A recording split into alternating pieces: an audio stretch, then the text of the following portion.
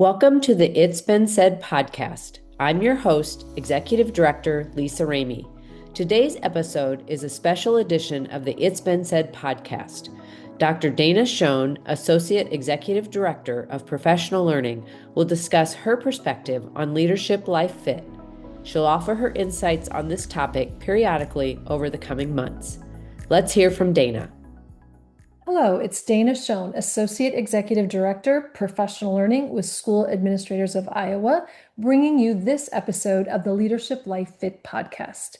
Today, I'm focused on slowing down, which seems especially fitting as we head into these summer months. I don't know about you, but I find myself often behaving as though I'm on a countdown to some sort of implosion. It's as if there's this hidden, inaccessible sort of timer challenging me to win the race of the day. It starts with my morning shower. I'm washing my hair as quickly as I can, scrubbing vigorously as I mentally list the tasks I want to accomplish that day. Did I condition?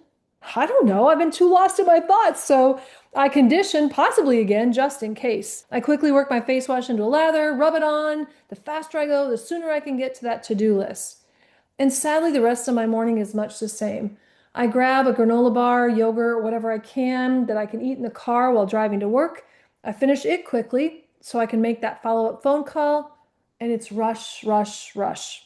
I don't want to overgeneralize, but I would imagine many of you experience that same mental mind somewhere else while you're going through the routine behaviors of your morning. And I really didn't think much of it until we were visiting our son and his fiance recently. They have a 70-pound English bulldog, Nora. They claim she's not overweight, just really muscular. We all went to walk Nora, but Nora really wasn't interested in much walking. She liked to stop, sit on the grass, and just be. They laughed and said she really knows what it means to stop and smell the roses. And it got me thinking about how I get so swooped up into the whirlwind of the day-to-day. Answering this phone call, responding to that particular question, making 1,000 little decisions and a few big ones. And before I know it, it's 5:30, I'm starving, and I really don't know where the day went. It probably wouldn't be such a big deal, except for the fact that this seems to be my normal. I thought about how this energy of fast and constant movement has permeated everything else in my life. I know you guys heard me talk about how energy is contagious, and we talk about energy a lot, and there's a lot of research that speaks to the fact that when I'm within 6 to 10 feet of somebody, I can catch their energy, they can catch mine, which is why it's so important we show up our best selves, our most authentic best selves. But what I really haven't thought much about is the contagion of my own energy for myself. And maybe it's better to think of it more of like a snowball effect of rushing from one thing to the next. And the energy that I start with just builds as I rush to this thing and rush to that thing. And I'm bringing with me that energy of urgency of, gosh, gotta get going, gotta get going, gotta get going. And I carry that with me into each successive encounter in my day. It's ironic, I have a very calm morning routine when I first get up. I will do some reading, maybe some box breathing, have my cup of coffee. But the minute I decide, okay, I better get going, I gotta get ready for my day, I shift into energy overdrive. And I'm just heading straight into that shower, again, going as fast as I can. And you might be thinking, who really cares? I mean, what difference does it make if I'm rushing and moving quickly to get things done? I mean, that's how I accomplish everything on my to-do list, is I keep moving and I move quickly and I don't give myself time to rest or sit or think. And it's that kind of rushing actually that creates stress. We might not think that we're stressed out. We might not be feeling stress necessarily, but our body's receiving the message that we have way too much to do and not enough time.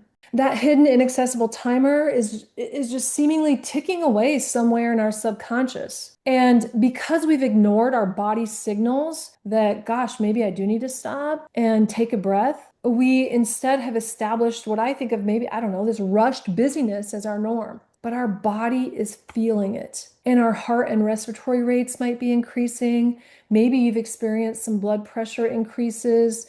You might have less access to that logical, analytical thinking available in your prefrontal cortex, but you don't even know that you're shortchanging yourself because This rushed experience is that new normal. And at some point, our bodies may just rebel in the form of a heart attack or cardiac arrest or some other physical breakdown because our minds, our thinking has overridden our body's cues for so long.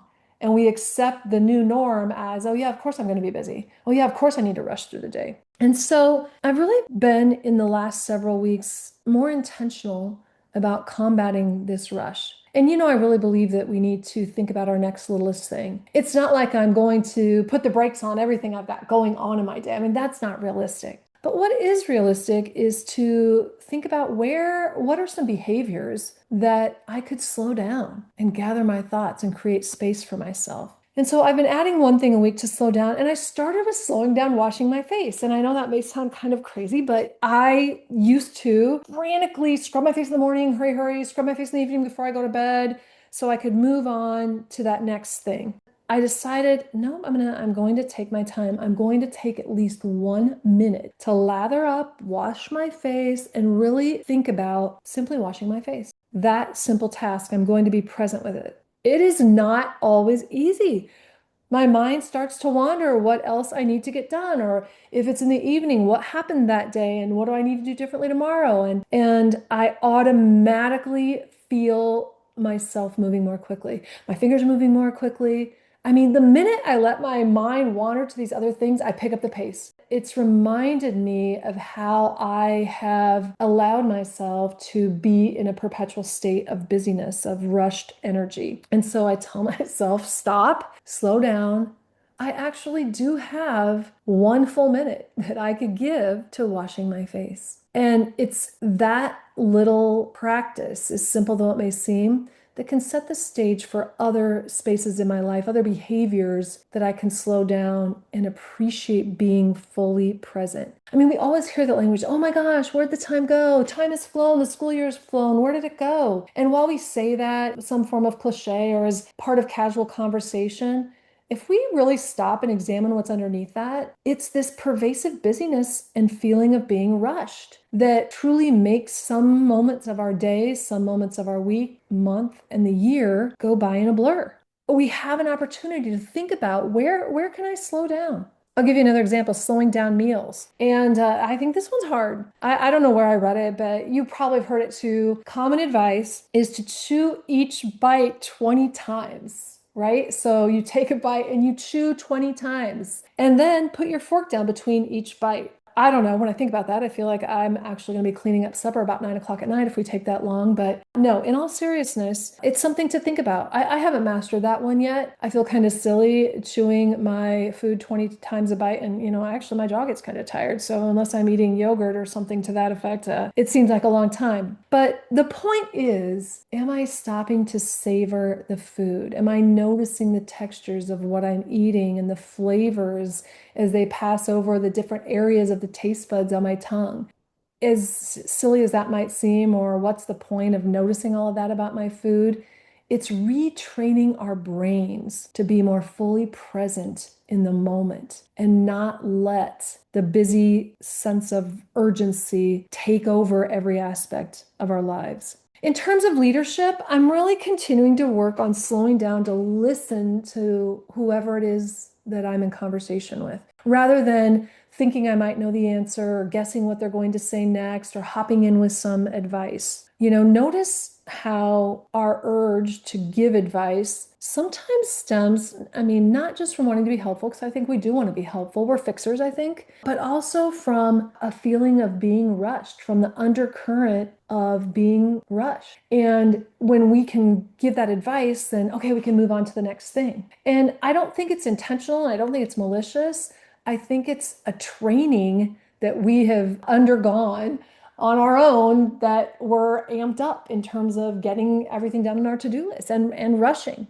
My invitation to you this month and as you head into the summer is to identify 2 behaviors a week, one at home and one at work, where you are going to be intentional about slowing down, about being fully present with whatever it is that you're doing. Because we talk about that a lot, right? We talk about, oh, be present in the moment, be fully present. But I don't think we talk often enough about what does that even really mean? It means when you're brushing your teeth, brush your teeth. What are the sensations that you experience while you brush your teeth?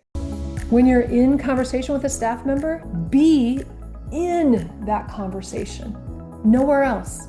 Not on your watch, not noticing what else is happening in the hallway, not noticing the buzz on your phone. Be in that conversation. Slow down, soak in the smells of spring, and continue to pursue a quality leadership life fit. Thanks so much for tuning in, and I'll see you next time.